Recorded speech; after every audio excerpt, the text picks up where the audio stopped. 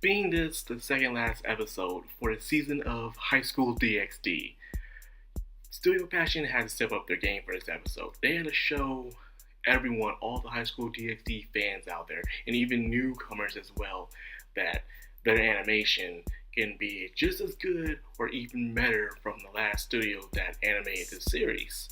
And coming from this episode alone, I have to say they have done an amazing job. So props to Studio Passion.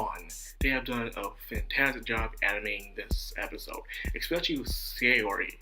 My goodness, Saori is this manliness kind of guy. In fact, more I listen to his voice, something I did not catch on first, is that he kind of sounds like Jotaro from JoJo Bizarre Adventures Part 4, or Part 3. Part 3, Stardust Crusaders.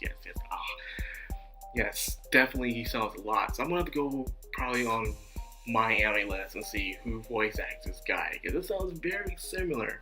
Now, without further ado, let's get into why I like this episode so much. Alright, man. It started off with a 3 versus 1. We had Rose Weiss, we had Kiba, we had freaking Zenobia versus Saori, leader versus the 3. And these are the heavy hitters on Team Memory, like when it comes to not the top, like not the queen or anything like that, but the other heavy hitters. And I gotta say, they got wiped out. The first part of this episode was just to show how powerful Saori is as a character. This dude doesn't transform, he doesn't activate any sacred gear or anything like that, no balance breaker. He just comes in with his fist in his legs, and he just kicks so much ass in such a manly way. I love the way this was animated. It was so smooth and slick, not top quality slick, but when it comes for episodic episodes, this was pretty well done made, especially in Saori's part. It showed his raw power, that raw power you see from the fist of the North Star and stuff like that. So I was really excited to see that. It's something you surprisingly don't usually see in High School DxD, because most of the times the opponents and the main characters are all using some type of weapon, like it's a sacred gear, or if it's a balance breaker or whatever, they're using some type of weapon or magic in order to fight their enemies. But it's been a while since I've actually seen a guy that's doing it brawl fists alone. And Sayori is probably the only guy I know that does that. Well, yes, you could say Konika does too, but she also does magic and stuff like that, and she rarely wins. Sorry, Koniko. I still love you, but you don't.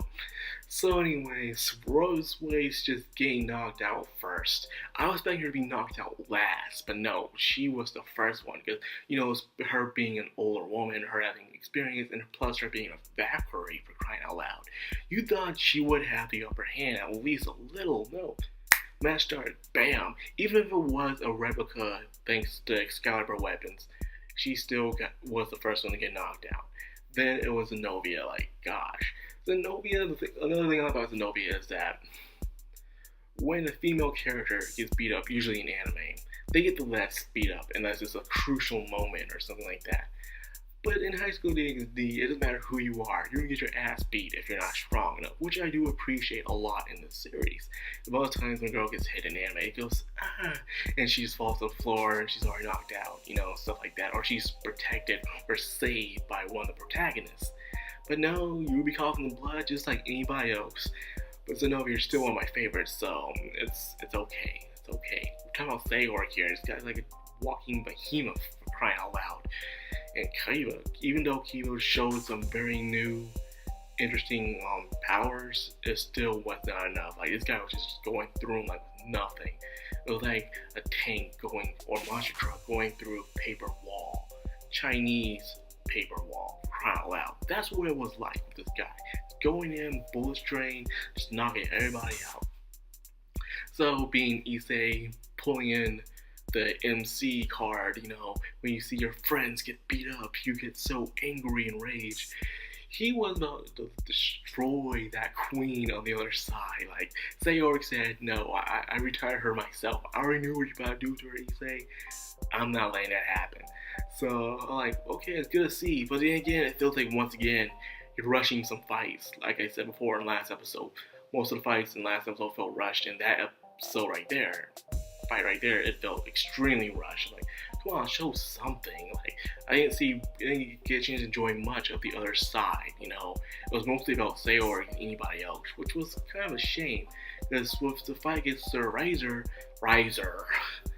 it was more of a, you didn't get to know all the characters very well, but you at least get to see what they were like. And this one, it was just over like that. But so once again, I digress. You know, take what you got and leave with it. So it goes on to the final fight. Cyborg in his pawn versus Rias in her pawn. It was pretty good. It was pretty good. I did enjoy it, man. Issei going in with that rook power, man. Just fighting Sayoric one-on-one, and it was just, Issei was actually winning in a way, which was very surprising, and Sayoric was giving him the upper hand. Like, they both have something they had to gain and lose from this fight. So seeing this fight was not just very entertaining, but it was also very, in a way, emotional. This fight had a good, strong standpoint, a pillar, one might say. It wasn't just fighting for the sake of fighting, not just the sake of seeing who's the strongest, but also overcoming one's own strengths and weaknesses as well. That also goes straight for Ria's Grimoire, which was very disappointing. In fact, she didn't have at least one epic moment at all in this season. Like, my goodness. At least Ria's Grimoire at least do something epic at least once per season, but this time, no. She was going against the pawn, which turns out being a very powerful enemy from the Greek mythology during the time of Hercules, the lion Regulus. Turns out he pretty much owned her. Like, wow, you can be defeated by your pawn. I know it's a legendary weapon, legendary animal, but come on, man. Your Ria's freaking Grimoire. You know, you're princess of the underworld and stuff. It's really powerful. But this one, in fact, to be honest, one of the most downplayed characters throughout the whole entire of this season has been Ria's Grimoire. Like, besides the relationship between her and Issei, she hasn't had much of a spotlight at all in this season, which I was kind of disappointed in, especially seeing how Ria usually is with that so sadist looking eyes and stuff like that. You know, she lost that thanks to the art style, which I'm still upset about that, but I got over it. But now it's barely any spotlight whatsoever. But the question is, can you actually blame that on the studio more than on the light novel itself? Was this during this time, I guess, Ria isn't that much of a spotlight? If no, then I would understand then, okay. But then this is where things got heated. This is where Issei was inside his, you know, his inner self, and with the other former carriers of the dragon, and they're all telling him, release the freaking berserker mode, man. Just release it, do it. This is what you're supposed to be. This is who you are. You'll really be just like the rest of us. But in a way, Issei said no. It's something obvious.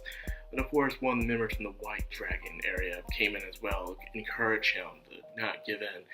Is also, I learned a little something from this. When in life, when you want to be like someone so badly, like you have a hero or even a line of people you look up to, and you wish to be like them. But however, you gotta remember, at the end of the day, you still gotta be you.